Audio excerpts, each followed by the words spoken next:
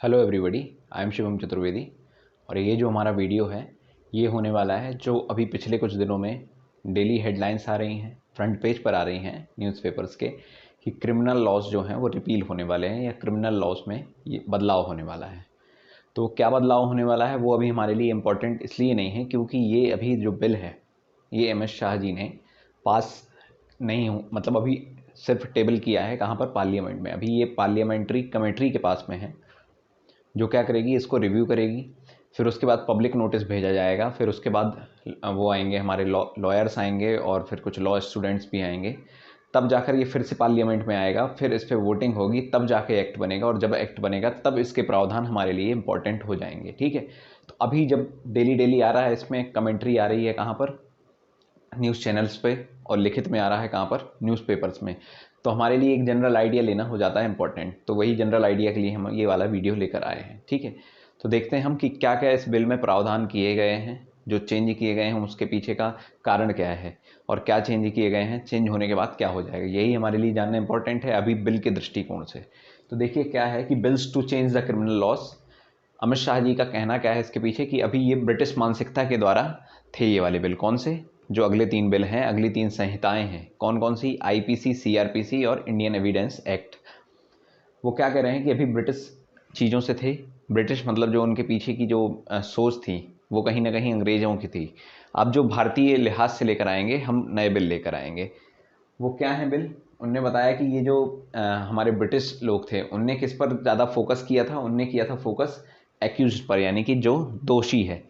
दोषी यानी कि एक्यूज पर वो किया था कि उसने क्या गलती की है, उसको क्या पनिशमेंट मिलना चाहिए। यही है ना Indian penalty code, penalty penal code. तो पीनल शब्द से बना है पेनल्टी, तो पीनल इक्वल्स टू पनिशमेंट। ठीक है, तो कहीं ना कहीं अभी उनका जो फोकस है वो किस पर था? दंड पर।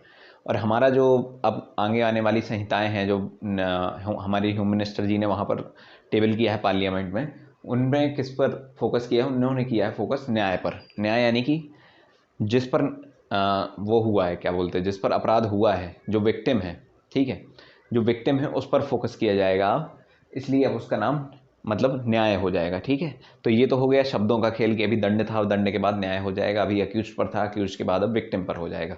पर एक्चुअल चेंज क्या है? ये तो शब्द हैं, ऑन पेपर हो गया, ठीक है, लेकिन ऑन ग्राउंड क्या चेंज होगा? तो ऑन ग्राउंड ये चेंज होगा कि सबसे पहले हम इन तीनों एक्ट्स को देख ले, इन तीनों कोड्स को देख लेते हैं जिसमें क्रिमिनल लॉस हमारे डील करते हैं। ठीक है, कौन कौन से? Indian penal code, criminal procedure code और हमारा इंडियन एविडेंस एक्ट। तो इंडियन पीनल कोड 1860 में आया था, ब्रिटिश जमाना था। ठीक है, क्या करता है ये करता है कि जितने अलग अलग प्रकार के अपराध हो सकते हैं उनको डिफाइन करता है कि मर्डर क्या है, चोरी क्या है, सीना चोरी क्या है। ठीक है, उसके बाद जो पनिशमेंट है, उसके बाद जैसे अलग अलग वो हो गए क्राइम्स। अब क्राइम के बाद में उसकी कुछ पनिशमेंट्स निर्धारित की गई हैं। तो वो जो निर्धारित की गई हैं और अलग अलग ऑफेंसेस हैं और अलग अलग उनके लिए पनिशमेंट है। तो ये किससे, ये इन सब चीज़ों से कौन डील करता है? Indian penal code. जैसे एग्जांपल के लिए हम लोग देखें कि जो सेक्शन 302 है, section 302 of Indian penal code, वो किससे डील करता है? वो डील करता है मर्डर से, यानी कि आप किसी का खून कर दो। ठीक है, तो उससे फिर क्या, दो अलग अलग प्रकार की सजाएं बन सकती हैं। या तो उम्र कैद हो सकती है, लाइफ इम्प्रिजनमेंट, या फिर आपको फांसी की सजा हो सकती है, यानी कि हैंग्ड टिल डेथ। ठीक है, तो ये हो गया हमारा इंडियन पीनल कोड। अब इंडियन पीनल कोड ये जो है, इसको अब किससे रिप्लेस किया जाएगा? भारतीय न्याय संहिता BNS 2023, यानी कि भारतीय न्याय संहिता नाम है इसका, इंडियन पीनल कोड को जो रिप्लेस किया जा रहा है जिससे। ठीक है, उसके बाद अब जो दूसरा है हमारा वो है क्रिमिनल प्रोसीजर कोड 1898 वाला है। ये क्या करता है? ये करता है कि जैसे मान लो कि आपका कोई अपराध हो गया।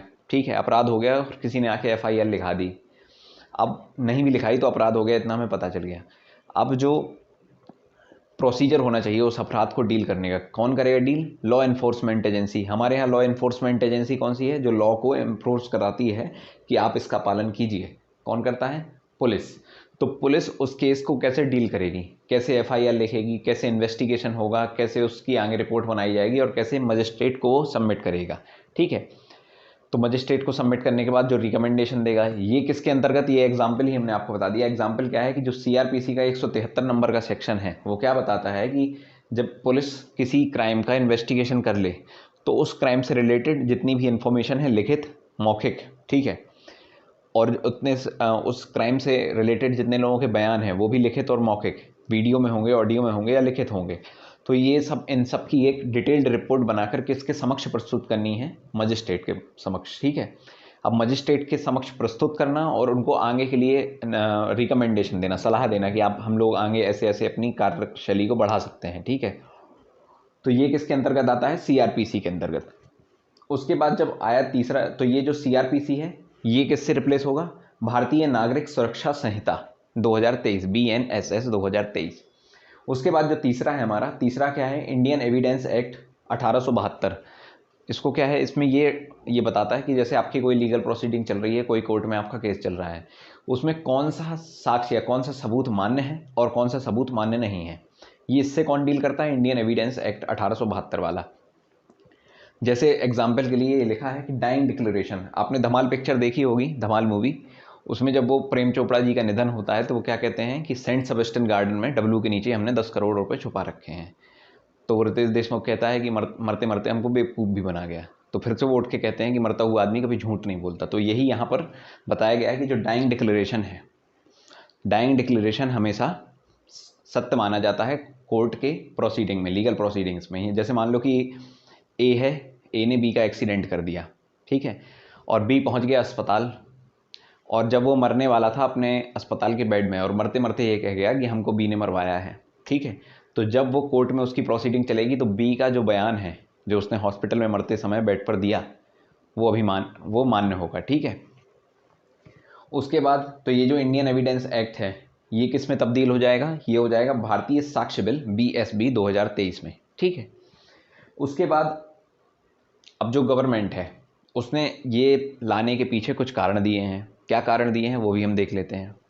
पहला तो उन्होंने दिया है कि एड्रेस कॉन्टेम्परेरी इशूज़, यानी कि जो आजकल के ट्रेंडिंग में अलग अलग इशू चल रहे हैं इनको लेकर जो भारतीय दंड संहिता है या भारतीय क्रिमिनल प्रोसीजर कोड है, इसमें क्या है कि इसके लिए कोई प्रावधान नहीं है। जैसे 2 एग्जाम्पल भी दिए उन्होंने कि जैसे आपका कोई चेन खींच लेता है, मोबाइल खींच लेता है, चेन स्नैचिंग, मोबाइल स्नैचिंग, इसके लिए कोई प्रावधान है? नहीं है, लेकिन आजकल ये बहुत हो रहा है ऐसा केसेस।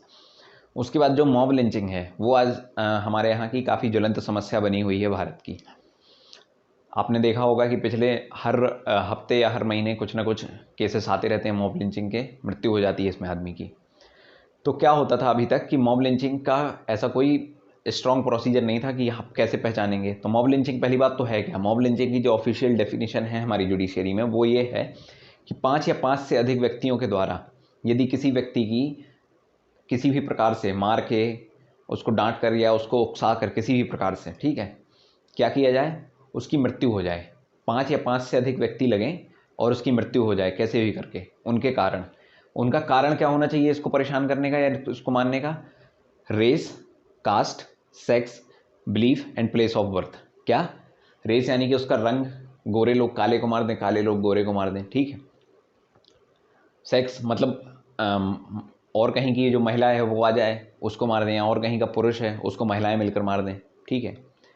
उसके बाद जो पर्सनल बिलीफ है जो आजकल हो रहा है सबसे ज़्यादा, कि हिंदुओं के इलाके में मुस्लिम मॉब लिंचिंग, मुस्लिम के इलाके में हिंदू मॉब लिंचिंग, ऐसा हो रहा है, ठीक है। उसके बाद क्या है हमारा जो बिलीफ है, ये तो ये हो गया।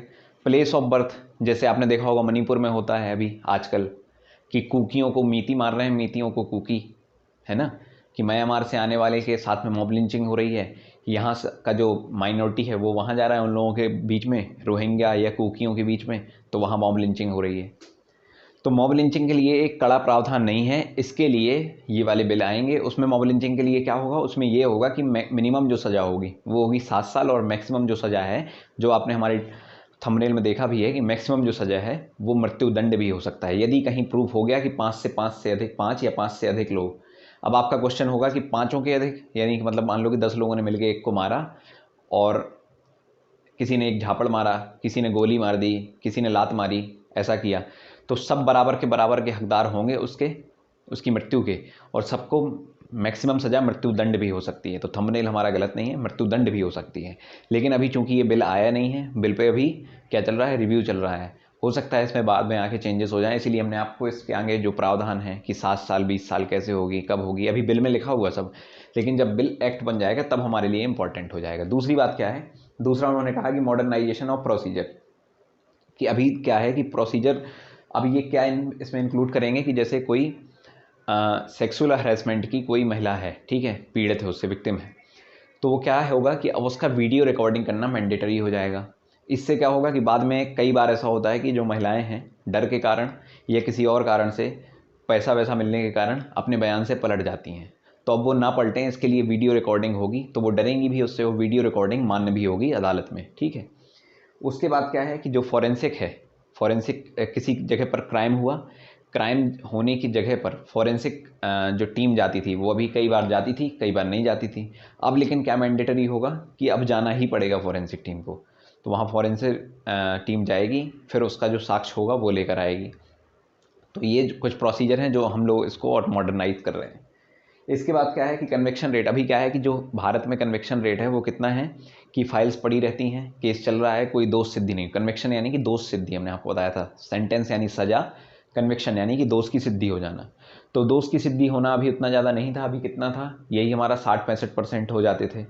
अब क्या है कि इसको बढ़ाकर 90% करने की आशा लेकर आए हैं हमारे होम मिनिस्टर साहब की। दोष सिद्धि बढ़ाकर हम जो कन्विक्शन रेट है उसको 90% तक बढ़ा देंगे, ज़्यादा से ज़्यादा केसों का डिस्पोजल हो सके। इसके लिए स्पीडी ट्रायल्स ज़रूरी हैं, है ना, इसके लिए स्पीडी ट्रायल्स ज़रूरी हैं, यानी कि मतलब कि हमें जल्दी से केस का निवारण करना होगा। अब केस का निवारण करने के लिए 2 प्रावधान और लेकर आए हैं। पहली प्रावधान क्या है कि जैसे मान लो कोई क्राइम हुआ, हमने जाके FIR करा दी पुलिस स्टेशन में कि हमारे साथ ऐसा ऐसा हुआ, अब पुलिस आ ही नहीं रही है, हमने FIR करा दी, पुलिस आ ही नहीं रही। पहली बात तो मान लो कि लिख ही नहीं रही है FIR, तो हम जाएंगे कहाँ, हम जाएंगे मजिस्ट्रेट के पास में, अपने जो लोकल न्यायालय होगा। उसके बाद में उस क्राइम से जब हमने मजिस्ट्रेट के पास जाकर अपना बयान दर्ज कराया कि साहब हमारे साथ ऐसा ऐसा हुआ और पुलिस हमारा रिपोर्ट नहीं लिख रही है, ये पुलिस ने रिपोर्ट लिख ली है और पुलिस आगे का कोई कार्रवाई नहीं कर रही है, तो क्या होगा, मजिस्ट्रेट साहब पुलिस को 180 दिनों की मोहलत देंगे कि आप इसकी चार्जशीट फाइल कीजिए। अब चार्जशीट क्या होती है कि FIR प्लस उस केस में आपने क्या क्या इन्वेस्टिगेशन की उस क्राइम से रिलेटेड और क्या क्या आपको साक्ष्य मिले, ये सब की एक डिटेल रिपोर्ट कहलाती है चार्जशीट। और चार्जशीट हमारे समक्ष आप प्रस्तुत करेंगे 180 दिनों के भीतर, जब हम आपको ये आदेश दे रहे हैं। आदेश कब देंगे, जब हम मजिस्ट्रेट के पास जाएंगे, तो 180 दिन के भीतर भीतर आपको चार्जशीट फाइल करनी होगी, जो अभी तक नहीं होता था ऐसा, ठीक है। उसके ये हो गया स्पीडी ट्रायल का।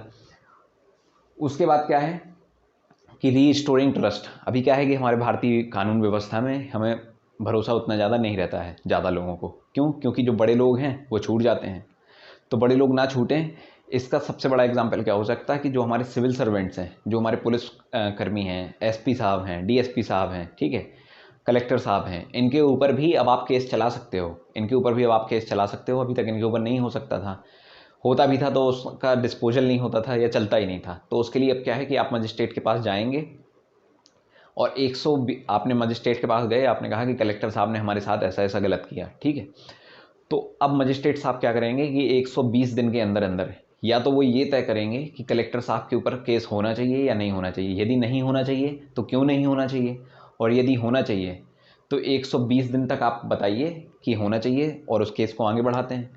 यदि आपने 120 दिन तक ये भी नहीं बताया कि क्यों नहीं होना चाहिए, तो वो डीम्ड टू बी परमिट, यानी कि मजिस्ट्रेट की तरफ से ये परमिट मिल जाएगा कि आप कलेक्टर के ऊपर केस आगे बढ़ाओ। फिर पुलिस आएगी, कलेक्टर की छानबीन करेगी और क्या करेगी, उनकी बयानबाजी और जो भी क्राइम होगा उससे रिलेटेड इन्फॉर्मेशन निकालने की कोशिश करेगी। यानी कि अब 120 दिन के बाद या तो ये हो जाएगा कि कलेक्टर साहब ने कुछ किया नहीं, ठीक है, यदि किया है तो उनके ऊपर केस चलना 120 दिन के बाद स्टार्ट हो जाएगा। तो इससे क्या होगा, इससे जनता का जो ट्रस्ट है वो फिर से डेवलप हो जाएगा। और लास्ट हमारा क्या है कि sedition law will be rejuvenated. अभी तक क्या है सेडिशन लॉ का कि ये अंग्रेज लेकर आए थे सेडिशन लॉ, जिसको हम राजद्रोह कानून कहते हैं, 124A के अंतर्गत आता है IPC में। इसके अंतर्गत हमारे गांधी जी भी गए जेल, बाल गंगाधर तिलक भी गए, मोहम्मद अली जिन्ना भी गए। तो ये क्यों लाया गया था, ये लाए थे ब्रिटिश लेकर आए थे इनके लिए, जो मतलब रेवोल्यूशनरीज हैं, जिनसे उन्हें डर लग रहा है कि ये हमारे देश को आज़ाद करा सकते हैं या हमारी सत्ता को उखाड़ के फेंक सकते हैं। तो कहीं ना कहीं ये उनके पीछे लाने का वो था। लेकिन अब क्या हुआ कि पिछले कुछ सालों में ऐसा हुआ कि जो सेडिशन लॉ है, जनता का भी ये मानना है, मीडिया का भी ये मानना है कि इसका इस्तेमाल गलत तौर पर होने लगा है। JNU के भी कुछ छात्र उठा लिए जाते हैं, यानी कि उनको गिरफ्तार कर लिया जाता है। कई बार ऐसा होता है कि जैसे सोशल मीडिया में किसी ने पोस्ट वगैरह लिखी तो उसके ऊपर भी सेडिशन चार्ज लग जाता है। तो कहीं ना कहीं ये जो वो है, क्या डिफरेंस कि राष्ट्रद्रोह और सरकार, मतलब आप यदि सरकार की बुराई कर रहे हैं, आप बीजेपी की बुराई कर रहे हैं, कांग्रेस की बुराई कर रहे हैं, ये अलग बात हो गई। और इनके विरोध में इंडिया के खिलाफ निकल जा रहे हैं, इंडिया यानी कि राष्ट्र की संप्रभुता के खिलाफ यदि निकल रहे हैं, तो ये जो बीच में जो डिफरेंस है, ये इसमें अभी काफ़ी न्यूएंसेस क्रिएट हैं। एक केदारनाथ केस भी हुआ था, आपके लिए बता दें हम कि 1962 में एक Kedarnath case versus state of Bihar हुआ था। Kedarnath Singh versus state of Bihar. कभी भी क्वेश्चन आए कि केदारनाथ सिंह किससे रिलेटेड केस था, तो आप आंख मूंद कर सेडिशन लॉ लगा लीजिएगा, ठीक है।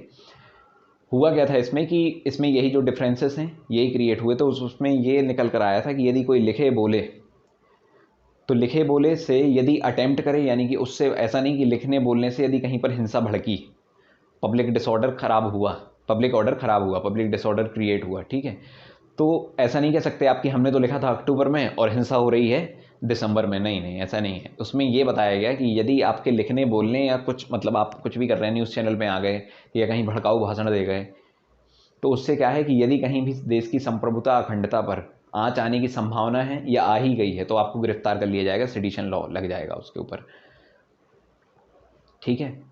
तो ये था हमारा सेडिशन लॉ, लेकिन इसमें अभी काफ़ी भी डिफरेंसेस हैं। और सरकार को भी लगा कि अब जनता 2024 का चुनाव आ रहा है, तो उन्हें लगा कि ये कहीं इसका मुद्दा ना उठा लें कि आप तो किसी को भी गिरफ्तार कर लेते हैं सेडिशन लॉ लगाकर। तो अब वो सेडिशन लॉ को रिजुवनेट करने की कोशिश कर रहे हैं और इसको अगेंस्ट गवर्नमेंट सॉवरेनिटी नाम से एक्ट आएगा कुछ। और जब वो एक्ट आएगा उसमें क्या होगा, उसमें बहस भी होगी, पार्लियामेंट में भी लोग लगे हुए हैं। अभी ऐसा कुछ आया नहीं है, इसलिए हमारे लिए इंपॉर्टेंट नहीं है, लेकिन इतना आपको जनरल आइडिया रखना है कि जो सेडिशन लॉ है उसको भी रिपील करने की बात है, ठीक है। तो ये हमारा इससे क्रिमिनल लॉस जो चेंज हो रहे हैं, ब्रिटिश से इंडियन बनाने की कोशिश हो रही है, उससे रिलेटेड वीडियो था। जो जनरल आइडिया आपको होना चाहिए वो हमने आपको बता दिया। मिलते हैं ऐसे किसी नई वीडियो में। Thank you so much.